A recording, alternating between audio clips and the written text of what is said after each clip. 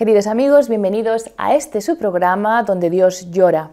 Albania es conocida como el país de las águilas. Este país sufrió un comunismo durísimo que impuso a la población un aislamiento total. El Papa Francisco, en su visita en septiembre del 2014, afirmó emocionado: no sabía que Albania había sufrido tanto. La Iglesia fue condenada por casi 50 años a las catacumbas. Se prohibió a Dios. Tener una Biblia en casa podía significar años de cárcel. Hoy en día Albania experimenta, sin embargo, una primavera de la fe. Tenemos hoy con nosotros a Josué Villalón, que trabaja para la Oficina Española de la Fundación Internacional Pontificia Ayuda a la Iglesia Necesitada y estuvo viajando por Albania con un equipo de televisión nacional. Gracias, Josué, por estar aquí hoy con nosotros. Gracias a ti y a todo el equipo. Josué, estuviste en Albania. ¿Cuánto tiempo estuviste en Albania? Pues en Albania estuvimos en 2 ocasiones porque fuimos a hacer una serie de reportajes para la televisión española. Entonces primero hicimos un viaje de preproducción para conocer el terreno, entrar en contacto con la iglesia allí en el país, y después pues ya volvimos al país para hacer propiamente la grabación. En total fueron pues entre un viaje y otro unas 3 semanas que estuvimos por todo el país, la verdad, de norte a sur, y del cual pues me llevé una experiencia increíble a nivel personal, también a nivel de fe. Josué, el cristianismo está presente en Albania ya desde los primeros siglos, del siglo I, porque en la carta de San Pablo a los romanos ya habla de una región de Iliria, que hoy en día es Albania. ¿Quedan vestigios, quedan restos de esta primera cultura cristiana? Sí, totalmente. Bueno, una parte muy importante de Albania en cuanto al contexto histórico de San Pablo, ¿no?, que fue el Imperio Romano, existen todavía hoy restos de ruinas romanas. Pues, por ejemplo, la ciudad de Durrës, que está en la costa, digamos sería como el puerto del país. Hay un gran anfiteatro que todavía se conserva hoy, un anfiteatro romano, y parte de la muralla de esta ciudad antigua. Y igual otra referencia importante dentro del país es la ciudad de Apolonia de Iliria, se llama así tal cual, de la cual se conserva todavía gran parte de un templo romano, ¿no? De la misma manera, también por Albania, justo todo el centro de Albania, desde la costa de Durrës hacia el interior de los Balcanes, es donde comienza y sigue la ruta ignaciana, que se llamaba, ¿no?, que era la ruta que unía la antigua Roma con lo que sería hoy en día Estambul, antes se llamaba Bizancio. Esa ruta fue utilizada pues por las tropas romanas, comerciantes y también por muchos cristianos para propagar el Evangelio, la palabra de Dios.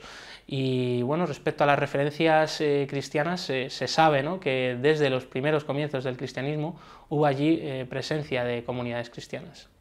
Después, en el siglo XIV, Albania cambia muchísimo por la invasión de los turcos otomanos que islamizan el país. Hoy en día, además, Albania tiene mayoría musulmana, el 56% más o menos se calcula musulmán, y solo un 17% ha quedado de población cristiana entre ortodoxos y católicos, una población bastante reducida, pero hasta ahora siempre una vivencia muy armoniosa. Sí, así es. Otra fecha clave es ese siglo XV, cuando el Imperio Turco Otomano invade los Balcanes y en parte pues invade también todo Albania. Hay que decir que nunca dejó de haber una presencia cristiana a pesar de la invasión musulmana, pero que claro, esta imposición militar administrativa por parte pues de un imperio totalmente musulmán, identificado completamente con el Islam, pues hizo que la sociedad poco a poco pues fuese cambiando de ser una sociedad mayoritariamente cristiana a una sociedad mayoritariamente musulmana. Aún así, hoy en día la convivencia entre religiones es muy buena. El Papa Francisco, que estuvo allí hace unos años en su viaje, pues resaltaba precisamente esto de Albania, ¿no?, el buen diálogo, buena relación que existe entre las religiones.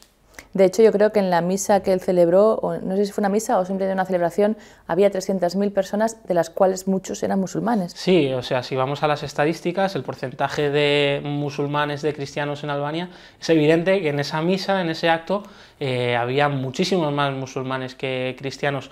También en Albania se aprecia mucho la labor de la Iglesia Católica.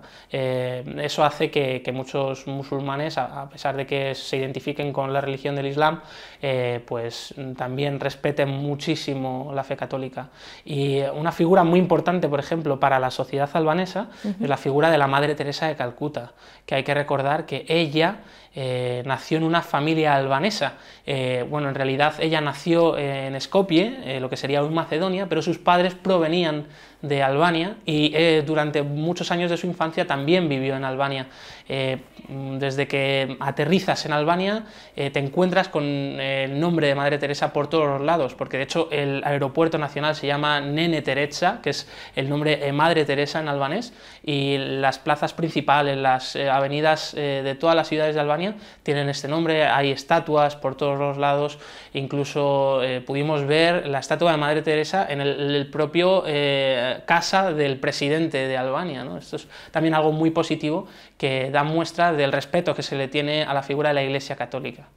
Por otra parte, es cierto también que nos están llegando noticias un poquito más alarmantes últimamente, por lo menos a mí me ha llegado noticia de una influencia de un islamismo mucho más fundamentalista que está intentando, venido de fuera, claro, hacer también pie en Albania. ¿Tú viste algo de esto en tu viaje? Es cierto que las corrientes más radicales dentro del Islam, como es el wahabismo, el salafismo, impulsadas por países como Arabia Saudí, están también llegando, aterrizando a Albania. Un claro ejemplo de ello, por ejemplo, es que la gran mezquita de la capital albanesa, de Tirana, está siendo construida actualmente. Nosotros vimos esas obras de construcción en un solar inmenso que ocupaba una manzana gigante, y esta mezquita está financiada, no sé en qué parte, pero en casi su totalidad por Arabia Saudí.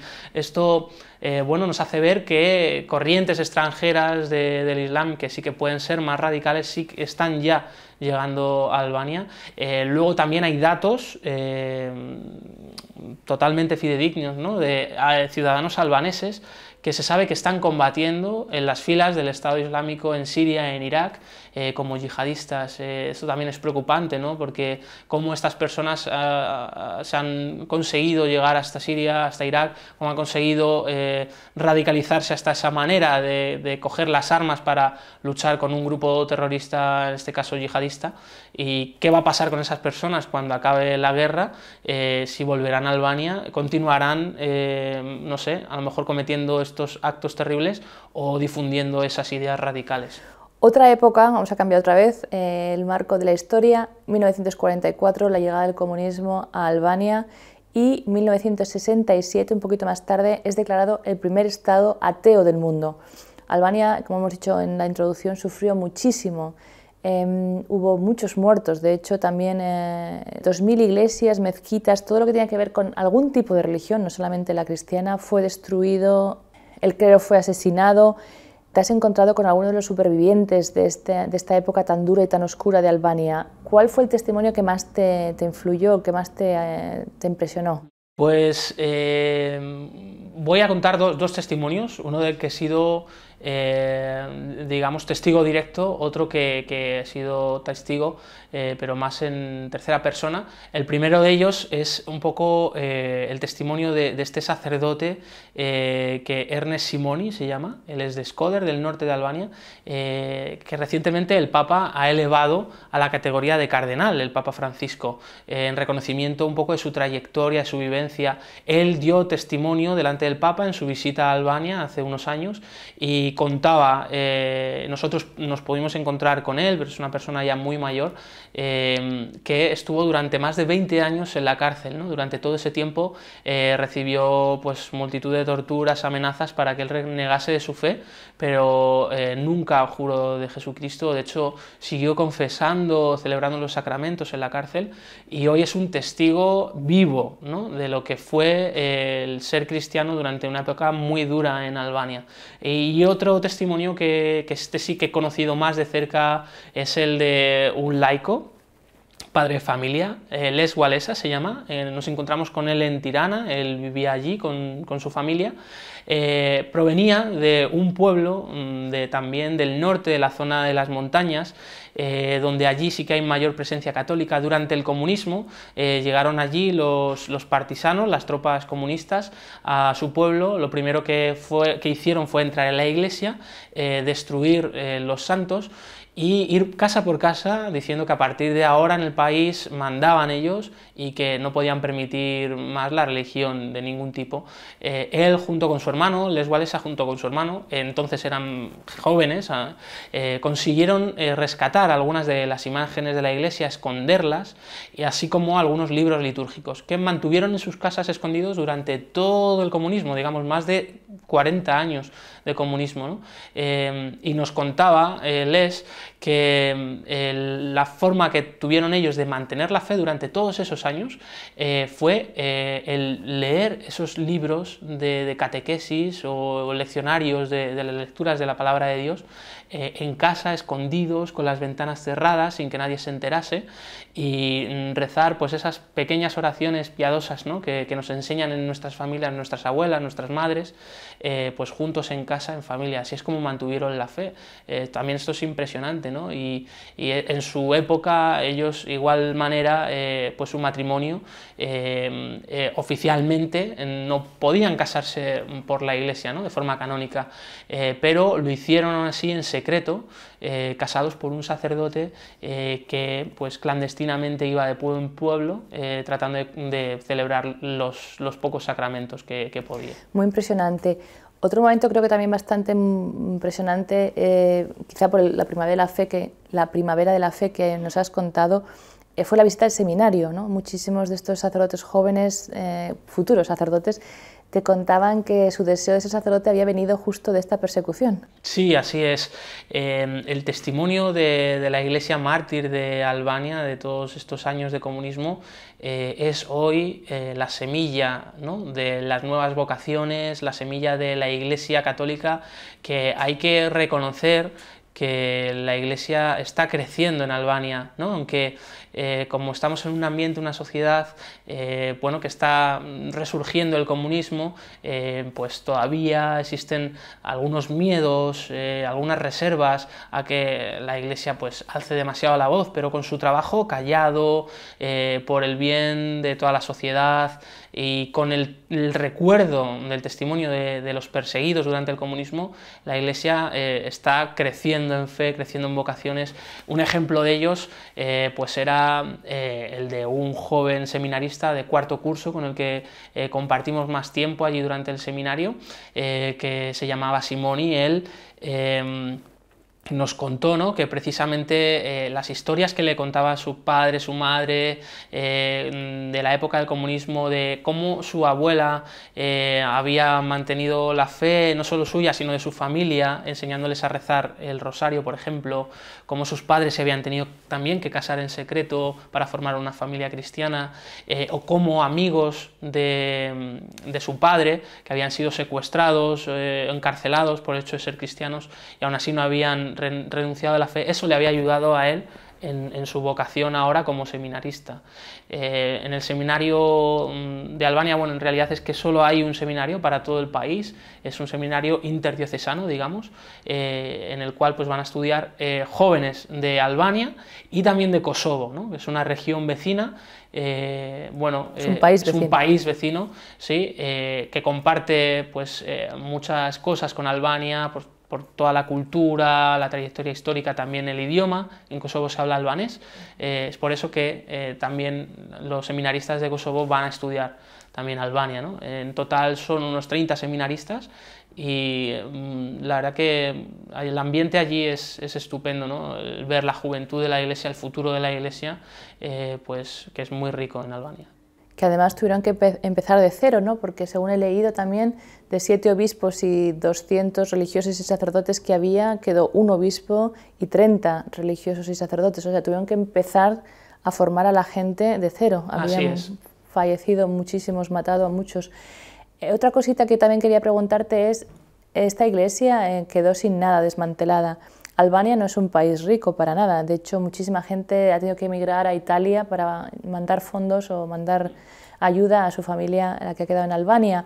La iglesia, esta primavera de la fe, ¿no resulta un reto financieramente? ¿Cómo los 30 seminaristas construir nuevas iglesias? ¿De dónde saca la iglesia el apoyo para poder hacer su labor? Sin duda, la Iglesia en Albania está desarrollando una labor inmensa, ¿no? En la cual, pues si no contasen con la ayuda de fuera sería imposible. Entonces, muchas organizaciones internacionales están enviando ayuda, trabajan codo con la Iglesia de Albania, pues para sacar adelante numerosos proyectos de formación, de construcción de templos. Un caso pues es el de nuestra fundación, Ayuda a la Iglesia Necesitada, que colabora estrechamente con la Iglesia albanesa en todos estos temas. Bueno, pues sin tampoco irnos muy lejos, el propio seminario de Albania, que recuerdo que es el único seminario que hay en todo el país, es una obra construida gracias a los fondos de ayuda a la Iglesia necesitada de tantos y tantos benefactores en el mundo, ¿no? Y muchos seminaristas actualmente estudian becados, ¿no?, por ayuda a la Iglesia necesitada. Como este, pues hay multitud de otros proyectos, cantidad de iglesias, parroquias que se han construido de nuevo o que se han reconstruido de las antiguas ruinas de las iglesias destruidas durante el comunismo gracias a instituciones internacionales.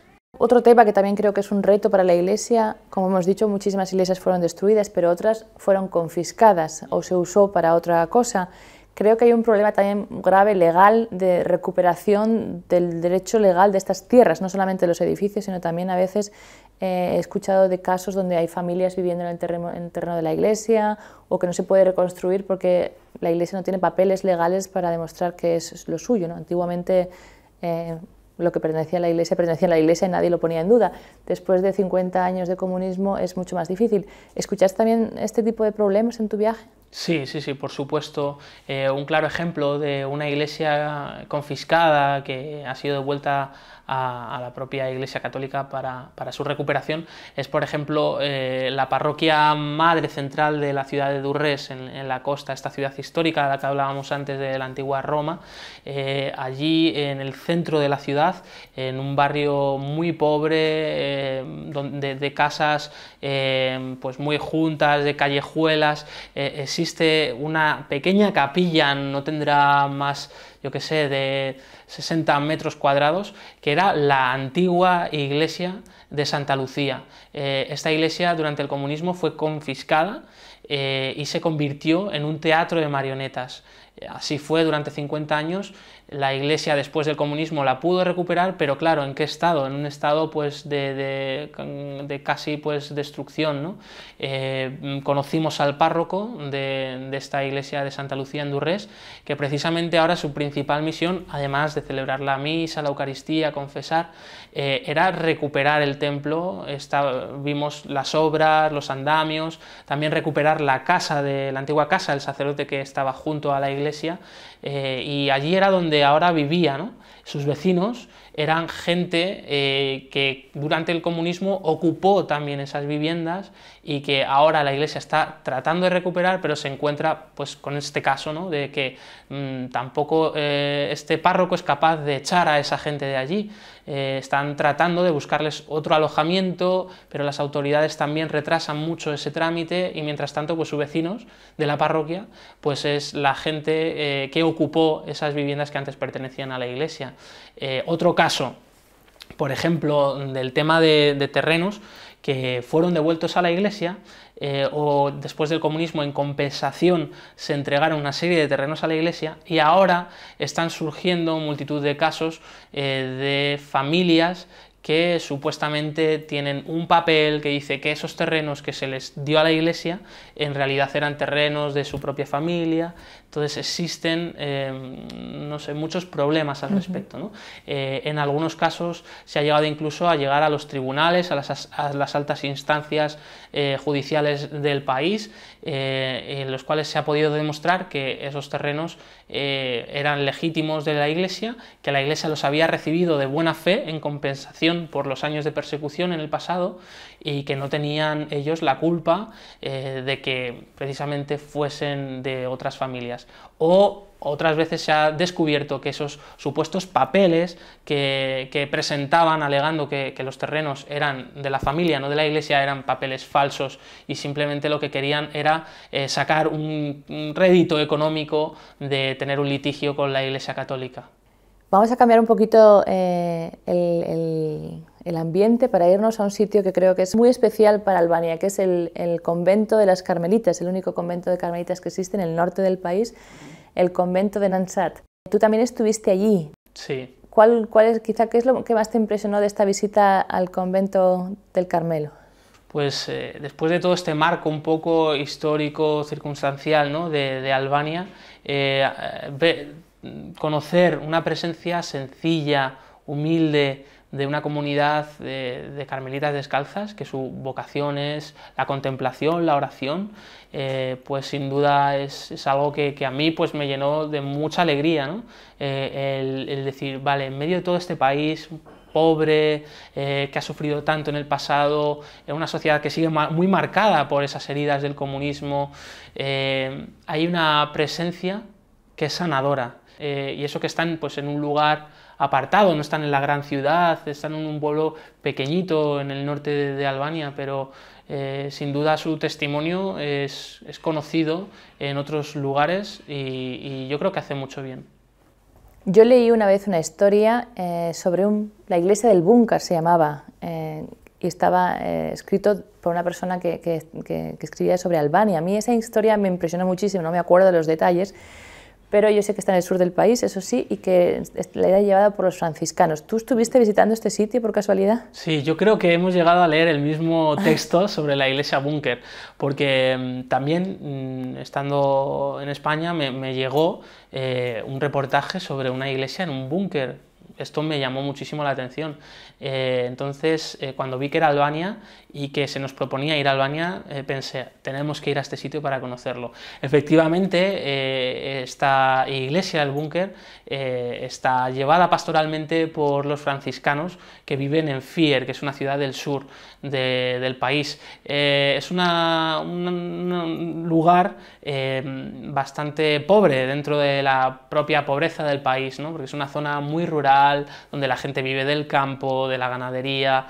Entonces, a las afueras de esta ciudad, en Fier, existen varios poblados donde viven familias cristianas, antiguos cristianos, que durante el comunismo pues fueron digamos echados de sus casas y pues digamos enviados a la diáspora dentro del país, ¿no? Era otra de las medidas que tomaban las autoridades comunistas contra las familias católicas, ¿no?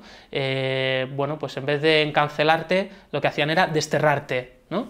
Entonces, quitarte todo, despojarte. Eso es, y te mandaban a otro sitio del país totalmente distinto que tú no conocías y ahí tenías que empezar la vida de cero. Claro, digamos, ya previamente te habían puesto el San Benito de que eras perseguido por el régimen, ¿no? Y eras pues un paria de la sociedad. Entonces, esas familias, digamos, milagrosamente, cosas de la providencia, han conseguido echar raíces en algunos sitios, ¿no? Una labor también de la Iglesia es buscar a esas familias, dónde están ahora, dónde se encuentran, ¿no? Bueno, uno de los sitios es Fier, a las afueras de Fier, un poblado que se llama Haru, ¿no? Y hasta allí llegaron los franciscanos, entraron en contacto con estas familias y comenzaron a formar una comunidad, pues eso, a acompañarles pastoralmente. Pero ¿qué pasaba? Que no tenían un lugar donde celebrar, ¿no? Y algunos de este pueblo propusieron, se acordaron de que no muy lejos de sus casas, en la montaña, había una entrada de un antiguo búnker comunista, ¿no? Tengo que recordar que el régimen comunista, durante pues, todo el periodo de dominación, claro, tenía una preocupación porque fuese invadido por el exterior, ¿no? por Estados Unidos o todo el bloque occidental. Entonces, el dictador Enver Hoxha y su gran ejército comenzaron a construir búnkers por todo el país. De hecho, se calcula que hay más de 5.000 búnkers repartidos por toda Albania. Bueno, pues uno de ellos se construyó en Haru, era una zona militar, y los franciscanos, cuando llegaron allí a principios de los años 90, empezaron a utilizar este lugar como templo, como lugar de reunión para celebrar la Eucaristía, y hasta hoy se ha celebrado allí la Eucaristía, la catequesis, etc., ¿no? Y esto recientemente han conseguido inaugurar su propia iglesia gracias a la ayuda a la iglesia necesitada. No obstante, pudimos llegar allí, pudimos ver el búnker en el cual todavía estaban colocados los bancos como si fuese una iglesia, un pequeño altar improvisado con una mesa de madera y un cuadro de la Virgen que, bueno, pues tienen mucha devoción allí en Jarbu. Josué, se nos ha acabado casi el tiempo, así que la última pregunta y una pregunta doble. Primero, la organización para que trabajas, ayuda a la iglesia necesitada, ¿cuáles son las prioridades que vosotros veis donde necesita la iglesia de Albania más ayuda? Y segundo, ¿cómo podemos ayudar cualquiera de nosotros, ahí donde estemos, a los cristianos, a los católicos, nuestros hermanos de Albania? Pues mira, la labor que hace la Iglesia es muy importante en Albania y que ayuda mucho a la relación del diálogo interreligioso y con la sociedad, es toda la labor educativa, ¿no? A través de muchos colegios, de muchas congregaciones religiosas que ya están trabajando sobre el terreno, pero yo creo que la mayor urgencia que existe actualmente para la Iglesia en Albania es la formación de las nuevas vocaciones y la necesidad de más vocaciones para sostener a esta Iglesia que ha perdido todo durante 50 años de comunismo, que está recuperando poco a poco, pero que todavía queda mucho camino por hacer. Y como los fieles son muy pobres, sin la ayuda externa sería imposible pues construir nuevas iglesias, sostener a sacerdotes para que vayan, acudan a estas comunidades cristianas a celebrar la misa. Un dato, todo el sur de Albania, desde Tirana hacia el sur, donde está Fier, que acabamos de hablar de ello, viven aproximadamente unos 5.000 católicos, una minoría muy pequeña, pero viven muy repartidos en aldeas, en poblados, en comunidades como la que hemos hablado antes. Si no hay sacerdotes suficientes, es muy difícil para que un solo sacerdote, porque estas 5.000 personas son solo atendidas por 12 sacerdotes, entonces es muy difícil que uno llegue a todo, ¿no? A lo mejor tiene que celebrar 4 o 5 misas en pueblos muy dispares que están a 200 kilómetros cada uno, ¿no? Y por otro lado, cómo poder ayudar para que esta ayuda que veo yo más urgente a Albania se haga efectiva, pues yo creo que es de 3 maneras, ¿no? La primera es con la oración, porque es lo primero que ellos nos decían allí en Albania cuando íbamos: por favor, rezad por nosotros, no nos olvidéis, os necesitamos en la oración. Luego, informar, ¿no? Todo esto que estamos conociendo sobre Albania lo podemos contar a nuestros familiares, amigos, y estar también atentos de qué está pasando con la Iglesia que sufre en Albania, en cualquier otra parte del mundo. Y en tercer lugar, por supuesto, la caridad, ¿no? Hacer efectivo con hechos que tú te preocupas por la Iglesia en Albania, pues ofreciendo tu donativo a través de ayuda a la Iglesia necesitada o cualquier otra institución que esté desarrollando su labor allí. Gracias, Josué, por estar aquí, por haber abierto una ventanita a este país tan desconocido para muchos de nosotros como es Albania. Gracias. Y gracias también a todos ustedes, queridos amigos, por haber seguido su programa Donde Dios Llora. Si desean saber más sobre la Iglesia en Albania o incluso ayudar a esta Iglesia necesitada, no duden en contactar con la dirección que van a ver ahora al final, en su pantalla. Muchas gracias, que Dios les bendiga y hasta la próxima semana.